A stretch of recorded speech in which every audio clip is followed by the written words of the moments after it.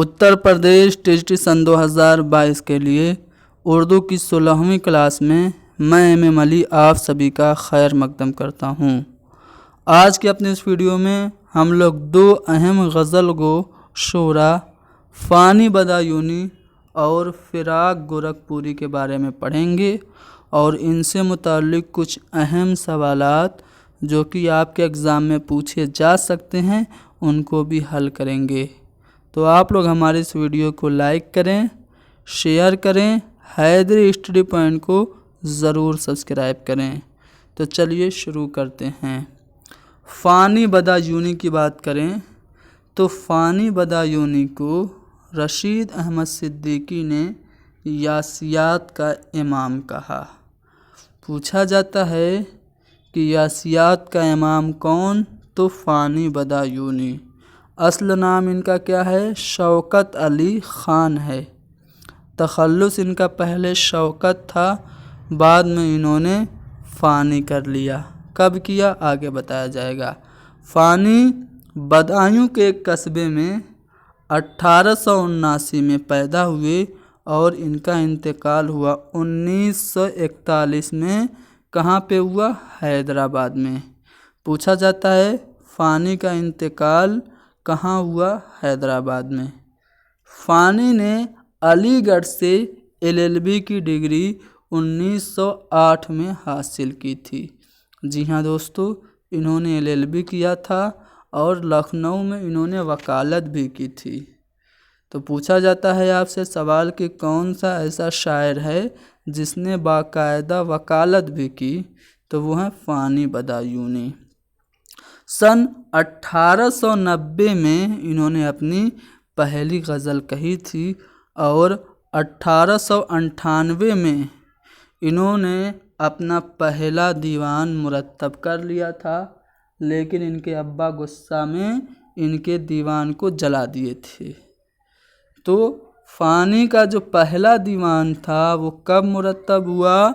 1898 में, और इसको जलाया उनके बाप ने। ठीक है।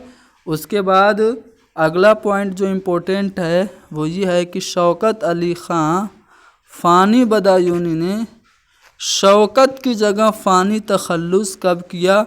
1899 में किया। ठीक है। 1898 में अब्बा ने पूरा दीवान जला दिया, तो बेटे ने अगले साल अपना तखल्लुस शौकत की जगह फ़ानी अख्तियार कर लिया। और फ़ानी जो हैं वो 1906 से लेकर के 1917 तक इन्होंने शायरी से किनारा भी कर लिया। इनकी शायरी में बहुत सारी अड़चनें आईं। पहले तो दीवान इनका जलाया गया खुद इनके बाप के ज़रिया। फिर क्या हुआ? इन्होंने लगभग 10-11 साल शायरी छोड़ दी। फिर अलीगढ़ गए तो इनका जो दीवान था, दूसरा दीवान, वो अलीगढ़ वालों ने चोरी कर लिया। इन्होंने शेक्सपियर के एक ड्रामे और मिल्टन की एक नज़्म को ट्रांसलेट किया था उर्दू में, वो भी ज़ाया हो गया। तो इनके बहुत सारे कारनामे ज़ाया हो गए, फिर भी ये काफ़ी बड़े शायर उर्दू के माने जाते हैं। देखिए इम्पोर्टेंट पॉइंट बताने जा रहा हूँ। फ़ानी के कलाम में गुर्बत का लफ्ज़ बार बार आया है। ठीक है। फ़ानी हाली से मुतासिर थे। उनकी नज़मों में इल्म, दार फ़ानी, गम्माज़ी और मुख्तलिफ़ कतात पर हाली की गहरी छाप नज़र आती है। उनके कलाम में गुर्बत का लफ्ज़ साफ नज़र आता है। उनके कलाम की खुसूसियत कुनूतियत है। ठीक है। फ़ानी ने शेक्सपियर के तरबिया ड्रामे का नाम क्या है? Much edu about nothing. इसको उन्होंने उर्दू में ट्रांसलेट किया था। और मिल्टन की एक नज़्म थी कॉमस, उसको उन्होंने उर्दू में तर्जुमा किया था, जो कि ज़ाया हो गया। 1906 में जब ये अलीगढ़ में थे तो इनका दूसरा दीवान चोरी हो गया। तो देखा आपने, इनके बहुत सारे कलाम ज़ाया हुए, फिर भी ये इतने बड़े शायर हैं। 2 بار حیدرآباد کا سفر کیا، پہلی بار 1926 میں، دوسری بار 1927 میں، ٹھیک ہے، پہلی بار 1926 میں اور دوسری بار 1927 میں حیدرآباد کا سفر کیا۔ اچھا، میر تقی میر سے متعلق ایک سوال پوچھا گیا تھا پچھلے سال نیٹ میں کہ وہ کس کی دعوت پر دلی سے لکھنؤ آئے، تو اس کا جواب تھا آصف الدولہ کی دعوت پر میر تقی میر 1781 میں آئے تھے دلی سے لکھنؤ۔ تو ٹھیک اسی طرح ممکن ہے کہ یہاں سے آپ سے پوچھ دے کہ جب فانی حیدرآباد گئے تو کس کی دعوت پہ گئے، تو دوسری مرتبہ فانی مہاراجا کشن پرساد کی دعوت پر حیدرآباد گئے تھے۔ فانی نے ماہنامہ تسنیم، یہ ماہنامہ نکلتا تھا تسنیم، اس کے مدیر اعلیٰ تھے جو کہ دسمبر 1930 سے نکلنا شروع ہوا تھا۔ میر کے لہجے کی بازیافت فانی کی شاعری میں ملتی ہے، یہ پوائنٹ بھی آپ کو یاد رکھنا ہے۔ فانی سے متعلق یہاں پہ اقوال اگر آپ دیکھیں تو رشید احمد صدیقی نے فانی کو یاسیات کا امام کہا۔ ایک شعر تھا، شعر کیا تھا پہلے شعر پڑھتے ہیں کہ نظام فانی چپکے چپکے تو نے یہ کس کا نام لیا، کیوں وہ کافر تیری زباں پر اب بھی خدا کا نام نہیں۔ یہ مقطع جب جوش ملیح آبادی نے سنا تو انہوں نے کیا کہا، خدا کی قسم وہ مقطع کہا ہے کہ اگر ساری عمر بھی پڑھے جائے تو سننے والے کو نیا لطف آئے گا۔ تو یہ مقطع آپ کو یاد رکھنا ہے۔ اس مقطع پہ کس نے تعریف کی؟ جوش ملیح آبادی نے، اور کیا کہا کہ اگر یہ مقطع ساری عمر بھی پڑھا جائے تب بھی سننے والے کو نیا مزہ آئے گا۔ اب ان کی کچھ ہم کارنامے کی بات کریں تو آپ دیکھ سکتے ہیں ان کے 4 مجموعے کلام شائع ہو چکے ہیں، جس میں دیوان فانی، باقیات فانی، عرفانیات فانی اور وجدانیات فانی ہے۔ چونکہ ان کے شعری مجموعے میں ہی ان کا نام آ جاتا ہے اس لیے یہ کم پوچھا جاتا ہے، لیکن آپ کو یاد رکھنا ہے 4 شعری مجموعے ان کے شائع ہو چکے ہیں۔ اور ان کے اگر تحریروں کی بات کریں تو نقش فانی، ارمغان فانی، انتخاب فانی اور بیاض فانی کافی مشہور ہیں۔ فانی کی نثری تحریروں میں آپ دیکھ سکتے ہیں شعر و شاعری اور موازنہ نظم و غزل، یہ دونوں امپورٹنٹ۔ آگے بڑھتے ہیں اگلے سلائیڈ پہ، تو یہاں پہ ہمیں دکھ رہا ہے ایک سوال جو کہ فانی بدایونی سے ریلیٹڈ ہے کہ کس کے کلام میں یاسیات کے گہرے اثرات ملتے ہیں۔ تو یاسیات کا امام کون؟ فانی۔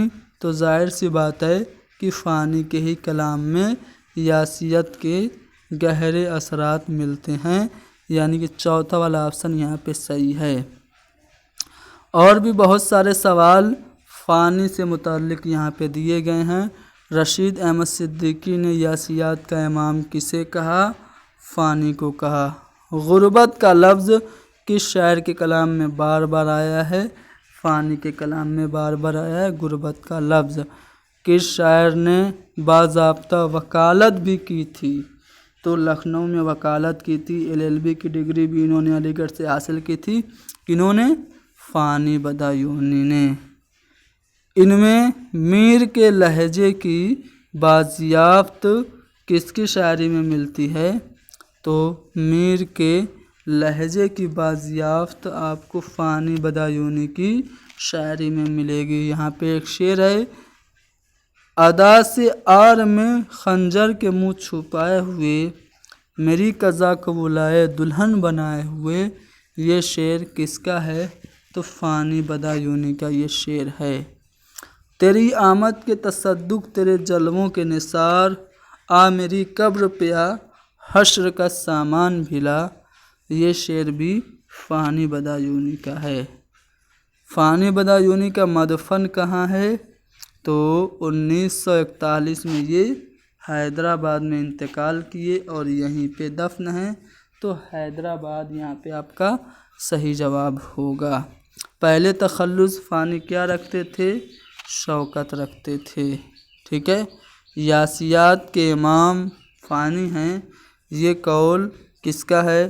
رشید احمد صدیقی کا ہے۔ نظم فانی چپ کے تو نے یہ کس کا نام لیا؟ کیوں وہ کافر تیری زبان پر اب بھی خدا کا نام نہیں؟ فانی کا یہ مقطع سن کر کس شاعر نے کہا خدا قسم وہ مقطع کا ہے کہ اگر ساری عمر بھی پڑھے جاؤ تو سننے والے کو نیا لطف آئے گا۔ تو ابھی میں نے بتایا جوش نے یہ بات کہی تھی کہ اتنا اچھا مقطع ہے کہ اس کو پوری عمر پڑھا جائے پھر بھی سننے والے کو نیا لطف ملے گا۔ تو یہ PDF میں آپ کو ہمارے ٹیلی گرام پہ دستیاب کرا دوں گا، ساتھ ہی ساتھ وہاں پہ آپ کو یہ آنسر کی بھی PDF میں رہے گی، اس کو آپ ایک بار دیکھ لیجئے گا اور پریکٹس کیجئے گا۔ اب ہم فراق گورکھپوری کے بارے میں بھی تھوڑا سا پڑھ لیتے ہیں۔ فراق گورکھپوری کو ملا ہے سب سے پہلے اردو میں گیان پیٹھ ایوارڈ۔ کب ملا آگے بتایا جائے گا۔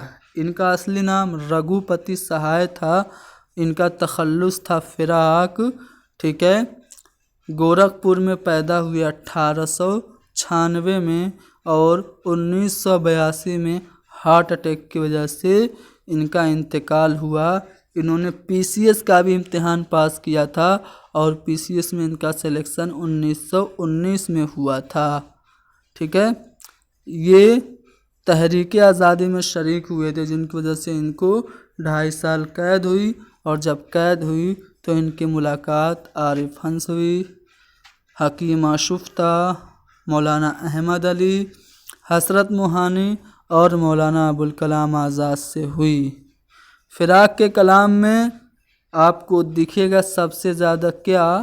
تو فراق کے کلام میں ہندوستانی دیو مالائی عناصر کا اثر سب سے زیادہ دکھے گا۔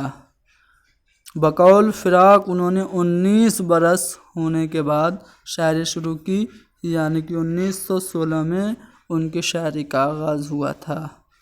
یہ امپورٹنٹ پوائنٹ ہے، پوچھا گیا ہے سن 2019 کے نیٹ کے امتحان میں کہ فراق اولاً امیر مینائی فرداق سے متاثر ہوئے تھے، یعنی کہ فراق کے پہلے استاد امیر مینائی تھے۔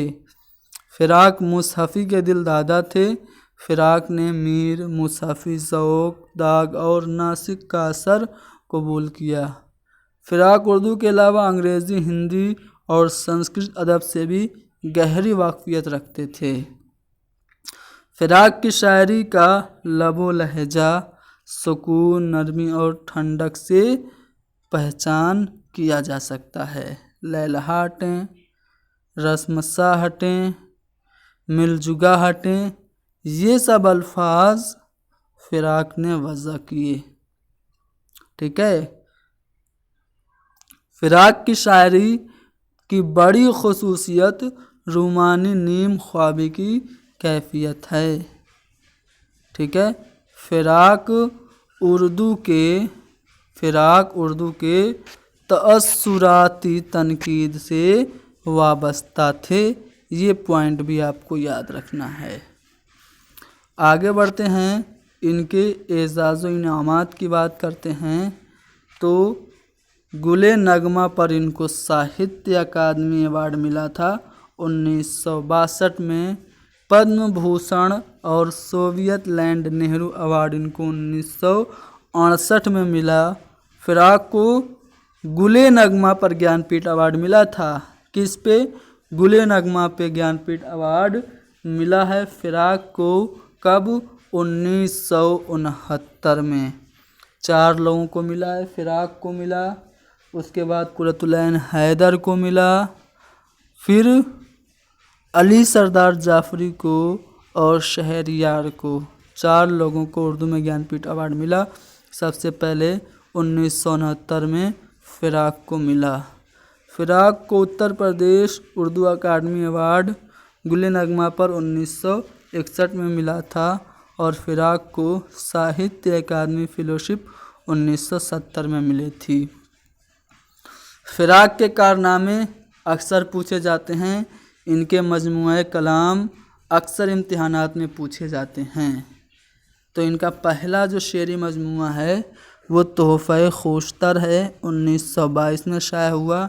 इसके अलावा शोला साज, रूह कायनात इम्पोर्टेंट है, मशाल ये भी इम्पोर्टेंट है। रूप इनकी रुबाइयों का मजमूआ है।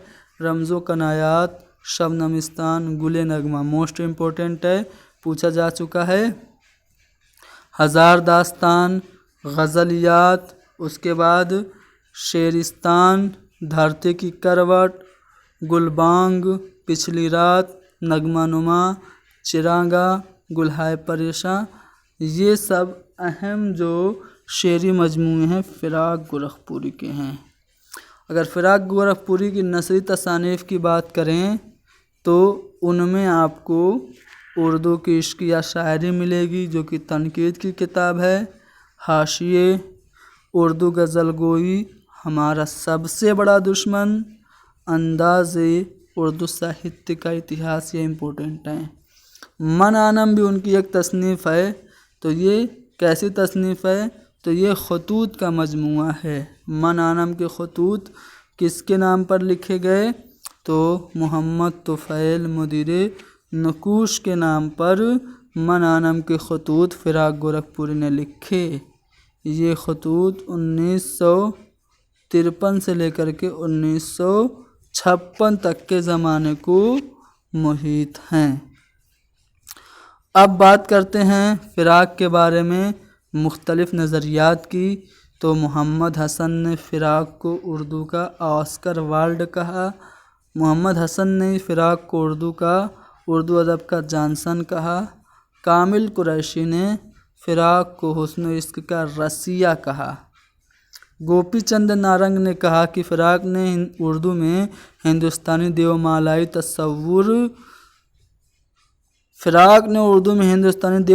तस्वुर जमाल की तर्जुमानी की। ये कौन कह रहे हैं? गोपी चंद नारंग कह रहे हैं। गोपी चंद नारंग का मानना है कि फिराक हुस्न जमाल की बोलती हुई रूह के शायर हैं। मजनू गोरखपुरी कह रहे हैं फिराक जैसी चंद जामे शख्सियतें रोज़ रोज़ नहीं पैदा हुआ करती। असगर गोंडवी का मानना है कि उर्दू शायरी में आने वाले शख्सियत फिराक की है। उसके बाद कलीमुद्दीन अहमद कह रहे हैं कि मैं फिराक को उर्दू गज़ल का अहम सतून तस्लीम करता हूँ। तो ये सब फिराक से मुतल्लिक नज़रियात हैं। PDF आपको टेलीग्राम पे दे दी जाएगी, इसको आप लोग डिटेल से पढ़िएगा। चलिए आते हैं सवालात पे। तो फिराक से मुतल्लिक सवाल में पहला सवाल है कि इनमें से किस शायर को ज्ञानपीठ अवार्ड मिल गया है? तो फिराक को मिला सबसे पहले 1969 में, फिर उसके बाद 1979 में मिला कुरतुल ऐन हैदर को, फिर अली सरदार जाफरी को 1997 में मिला। उसके बाद शहरयार को सन 2008 में मिला। यानी कि उर्दू में कुल 4 लोगों को ज्ञानपीठ अवार्ड मिला।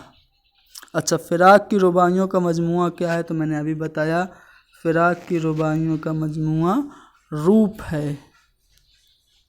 अगला है कि हिंदुस्तानी अनासिर किसकी शायरी में पाए जाते हैं? फिराक की शायरी में पाए जाते हैं। ऊपर सवाल आ चुका है, फिर आ गया रूप किस सिन्फ का मजमूआ है? तो ये रुबाइयात का मजमूआ है। ये फिराक की रुबाइयों का मजमूआ है रूप। यहाँ पे एक शेर है कि शाम भी थी धुआं धुआं, हुस्न भी था उदास उदास, दिल में कई कहानियाँ याद सिया के रह गईं। ये शेर किसका है?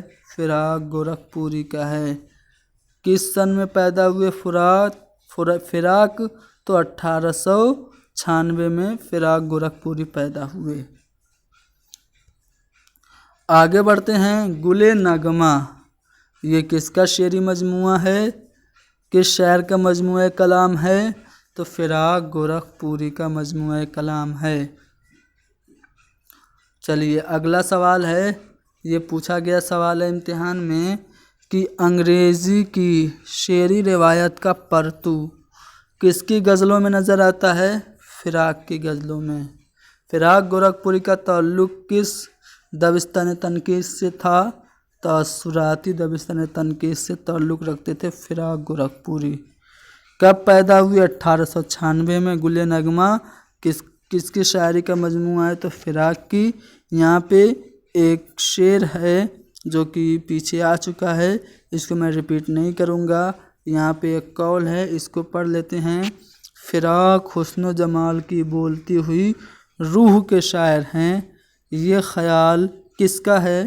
तो गोपी चंद नारंग का ख्याल है।